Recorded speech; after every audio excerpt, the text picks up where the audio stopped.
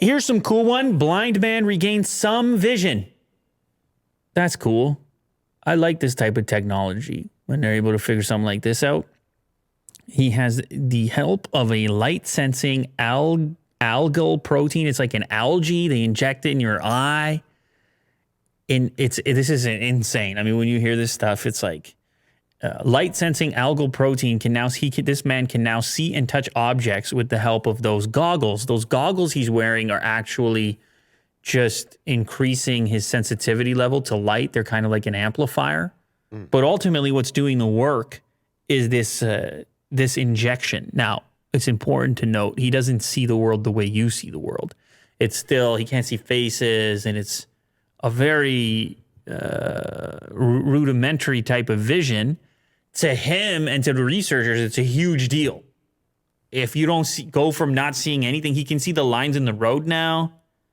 Like simple shapes? Simple shapes and contrast and things like that. The way he describes it in the video, he doesn't even really see it. He refers to it more like a vibration almost. It's very interesting. Oh. But even though it's not the type of vision people dream of, it's a big step. That's from Jean Bennett of University of Pennsylvania, who's working on his gene therapy for blindness. He wasn't involved in this study. Listen to this. Scientists add the gene for a light-sensitive protein called an opsin from algae or bacteria, and then shine a light on the cell to trigger the opsin to change shape, which switches the neuron's activity on or off. It was developed 20 years ago. Optogenetics has mostly been used as a tool to study brain circuitry in animals up until now, but researchers hope it can one day treat diseases such as Parkinson's and blindness. So patients in the study, this clinical trial, have an inherited disease called retinitis pigmentosa. They lost their retinal photoreceptor cells that use human opsins to turn light into electrical signals relayed to the brain, but their eyes still have the ganglion cells that route these signals to the brain via the optic nerve. It means patients can potentially gain vision by giving these cells a microbial opsin.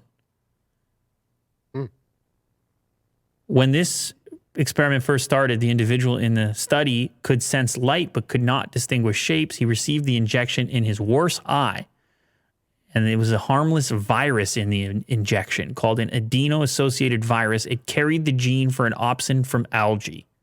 Man, you imagine working on this type of thing? We just put these articles together.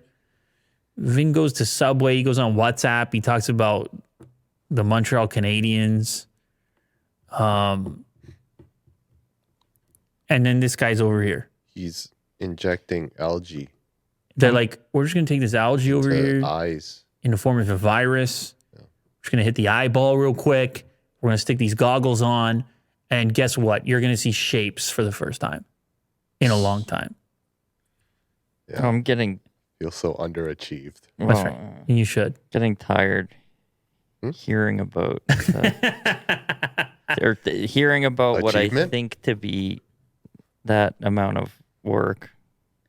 Well, and also the risk factor involved, the number of trials and studies, and then you have the human element, which is here's a person, a 58-year-old man who began going blind 40 years ago. He got a lot on the line. It's very emotional, and you're trying to help out, but you don't want to get people's hopes up too much. And then you see this slight improvement, and it can be very rewarding type of work when it works out. And of course, the implications long-term are pretty massive.